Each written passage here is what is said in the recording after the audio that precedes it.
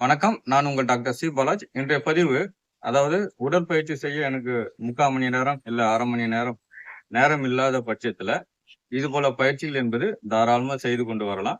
உங்களுக்கு எந்த பயிற்சி முடிகிறதோ, அதாவது டெய்லியும் ஒரு 1/2 மணி நேரம், இல்ல 3/4 மணி நேரம் நம்முடைய உடலுக்கு என்பது பயிற்சி அளிப்பது மிக முக்கியமான ஒன்றா நம்ம பார்க்கலாம். ஒரு வாரத்துல 5 நாட்கள் செய்து கொண்டு வரலாம். உங்களால ரெகுலரா செய்ய முடியலையா? வாரத்துல ஒரு 5 நாட்கள். உங்களுக்கு வாக்கிங் போக முடிஞ்சா வாக்கிங் போங்க. இல்ல ஏதாவது ஒர்க் அவுட் பண்ண முடியுதா? அதாவது வார்ம் அப் எக்சர்சைஸ் செய்ய முடிஞ்சாலும் செய்யுங்க. ஜிம்ல போய் ஒர்க் அவுட் பண்றதுனாலும் தவறு இல்ல. உங்களுக்கு எந்த பயிற்சிகள் முடிகிறதோ, ஒரு 1/2 மணி நேரம் உங்களுக்காக செலவு பண்றது என்பது ரொம்ப முக்கியமான ஒன்றா நம்ம பார்க்கலாம்.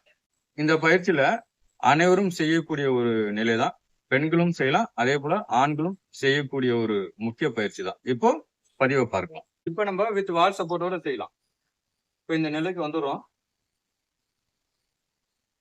டோவை ரைஸ் பண்றோம். இந்த நிலைக்கு நம்ம வந்துடுறோம். கீழே ரைஸ் பண்ணி செய்யக்கூடிய ஒரு போஸ்டர் இது. கைகளை மேல உயர்த்தும் போது மூச்சு காத்து இருக்கும். டவுன் பண்ணும்போது மூச்சு காத்து வெளியில வரும்.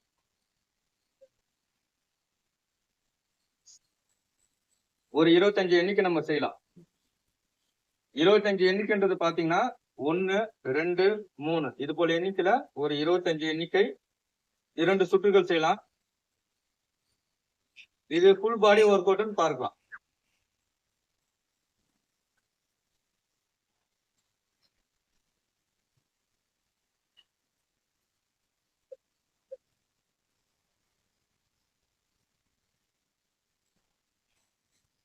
இப்ப என்னால இண்டிவிஜுவலா செய்ய முடியும்ன்ற ஒரு நிலையில இப்படி ரைஸ் பண்றோம்.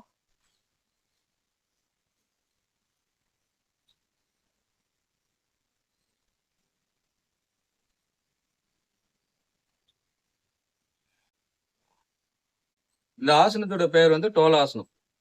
அதாவது மரத்தை போல் இருப்பதனால இதற்கு இந்த பெயர்னு பார்க்கலாம். இந்த ஆசனம் செய்வதனால ஏற்படக்கூடிய நன்மைன்னு பாத்தீங்கன்னா, உங்களுக்கு தலையிலிருந்து கால் வரைக்கும் அனைத்து உறுப்புகளும் பலப்படுத்தக்கூடிய ஒரு ஆற்றல் உண்டு. ஃபுல் பாடி ஒர்க் அவுட்னு பார்க்கலாம். இதுல ஆரம்ப காலகட்டத்துல வித் வால் சப்போர்ட்டோட செய்யுங்க. வால் சப்போர்ட்ன்னும் பொழுது நம்ம வீட்டுக்குள்ள இருந்து செய்வது நல்லது. இது போல மொட்டை மாடியில இருந்து செய்வது தவறான ஒன்று. ஃபுல் சப்போர்ட் இருக்கணும். நீங்க பின்னாடி சாயும் பொழுது உங்களுடைய ஃபுல் சப்போர்ட் இருப்பது என்பது ரொம்ப நல்லது. யோகாசனம் மேற்கொள்ளும் பொழுது வித் வால் சப்போர்ட்னா வீட்டில இருந்து செய்வது என்பது நல்லது. இதுல நம்ம செய்யும் பொழுது உங்களுடைய இருதயம் மற்றும் நுரையீரல் நன்றாக செயல்படக்கூடிய ஒரு நிலை நம்ம பார்க்கலாம். தோள்பட்டை வலிக்கும் ரொம்ப நல்லது. உங்களுடைய கால்களுக்கும் வலுப்படுத்தக்கூடிய ஒரு ஆற்றல் உண்டு. ரத்த ஓட்டம் சீராக்கக்கூடிய ஒரு நிலையை நம்ம பார்க்கலாம். அடுத்தது 2வது பயிற்சி நம்ம பார்க்கலாம். இப்ப நம்ம இந்த நிலைக்கு வந்துடுறோம். உங்களுடைய ஷோல்டர் லெவலுக்கு வந்துடும். அதாவது ஷோல்டர் லெவல்ன்றது கால்களை இப்படி கொண்டு வரும். இது உங்களுடைய ஷோல்டர் போஸ்ட்னு பார்க்கலாம். கைகளை இங்க கொண்டு வரும். அதாவது உங்களுடைய விரல்களை இங்க கொண்டு வரும். இந்த இடத்துல, அதாவது பெண்கள் கம்பல் அணியக்கூடிய அந்த இடத்துல இப்படி பிடிக்கிறோம். பிடிச்சிட்டு இதுல இந்த ஸ்தானமும் இப்படியும் பிடிக்கலாம், இல்ல இப்படியும் பிடிக்கலாம். இப்படி பிடிக்கும் பொழுது அக்கு பிரஷர்ல நம்மளுடைய உறுப்புகளுக்கு பலப்படுத்தக்கூடிய ஒரு நிலையை நம்ம பார்க்கலாம். உங்களால எந்த அளவுக்கு அமர முடிகிறதோ அந்த அளவுக்கு அமர்ந்தாலே போதுமான ஒன்று. எடுத்த உடனே ஸ்ட்ரெயின் பண்ண வேண்டாம்.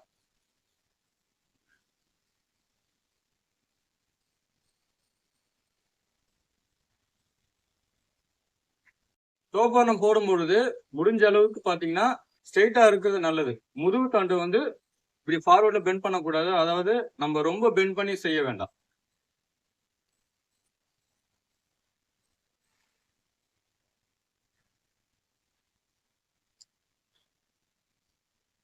நம்ம இப்ப பார்த்தது பாத்தீங்கன்னா தோப்பு கரணம், அதாவது சூப்பர் பெயின் சொல்லலாம்.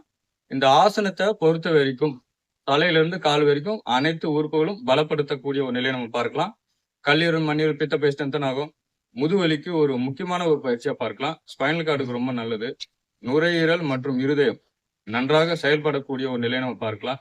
இருதயத்துல எந்த விதமான பிரச்சனைகளும் வராது. இந்த பயிற்சிகள் செய்து கொண்டு வரும் பொழுது ரத்த ஓட்டம் என்பது சீராக்கக்கூடிய ஒரு நிலையை நம்ம பார்க்கலாம். உடல் பருமன் குறையும். சக்கரை வியாதி கட்டுப்படுத்தக்கூடிய ஒரு நிலையை நம்ம பார்க்கலாம். கால்களுக்கு நல்லது. மெமரி பவர் இன்க்ரீஸ் ஆகும். கண் பார்வை தெளிவடையக்கூடிய ஒரு நிலை நம்ம பார்க்கலாம். அதே போல உங்களுடைய தொடைப்பகுதி கொழுப்பு குறையக்கூடிய ஒரு நிலையை நம்ம பார்க்கலாம். இது பார்த்தீங்கன்னா, ஃபுல்லாமே வந்து நம்மளுடைய உடல் முழுவதும் ஒரு ஃபுல் பாடி ஒர்க் அவுட்டும் பார்க்கலாம். மெமரி பவர் இன்க்ரீஸ் ஆகும். அதே போல குழந்தைங்க வந்து படிக்கும் பொழுது இந்த தோப்புக்கரணம் என்பது ஒரு 25 எண்ணிக்கை செய்துவிட்டு அதன் பிறகு படிக்கும் பொழுது உங்களுடைய மெமரி பவர் வந்து அந்த ஸ்டோரேஜ் கெப்பாசிட்டி வந்து அதிகரிக்கக்கூடிய ஒரு நிலையை நம்ம பார்க்கலாம். ஆரம்ப காலகட்டத்துல தோப்பரணம் செய்யும் பொழுது உங்களுடைய தொடைப்பகுதி என்பது கண்டிப்பா வலி இருக்கதான் செய்யும். அது நம்ம வந்து இப்ப உதாரணத்துக்கு இன்னைக்கு ஒரு 25 எண்ணிக்கை நம்ம செய்யும் பொழுது நாளைக்கு கண்டிப்பா வலி இருக்கும். ஆரம்ப காலகட்டத்துல நீங்க ரெகுலரா செய்தாதான் அந்த வலி என்பது சரியாகும். இன்னைக்கு வலி இருக்குன்னு சொல்லிட்டு நீங்க ஒரு வாரம் கழிச்சுட்டு திருப்பி புதுசா நீங்க தோப்பரணம் செய்யும் பொழுது திருப்பி வலி வரக்கூடிய ஒரு நிலையை நம்ம பார்க்கலாம். இந்த தோப்பரணத்தை பொறுத்த வரைக்கும் நீங்க ரெகுலரா செய்யும் பொழுது இதோடைய ஆற்றல் என்பது மிக அதிகமான ஒன்றா நம்ம பார்க்கலாம். இப்போ அடுத்தது இன்னொரு பயிற்சி நம்ம பார்க்கலாம். இப்போ நம்ம இந்த நிலைக்கு வந்துடும். வித் வால் சப்போர்ட்டோட செய்யலாம். சாதாரணமா நம்ம இது போல செய்யறோம்.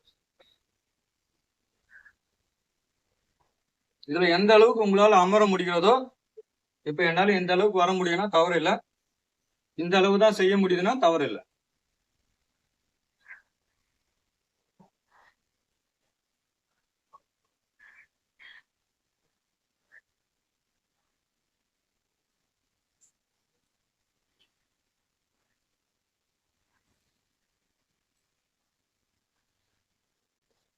இப்போ நம்ம வித் வால் சப்போர்ட்டோட செஞ்சோம். இப்போ இண்டிவிஜுவலா எப்படி செய்யலான்ற ஒரு நிலையில இப்போ இந்த நிலைக்கு வந்த பிறகு கைகளை இங்க கொண்டு வரும். கைகளை மேல உயர்த்தும் போது மூச்சு காத்து இழுப்போம். டவுன் பண்ணும்போது மூச்சு காத்து வெளியில வரும்.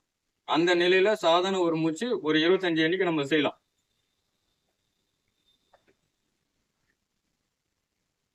முதுகு பகுதி நேரா இருக்கணும். ஒரு 25 எண்ணிக்கை நம்ம செய்யலாம். 25 எண்ணிக்கைன்றது பாத்தீங்கன்னா 1, 2, 3 இது போல எண்ணிக்கையில ஒரு 25 எண்ணிக்கை.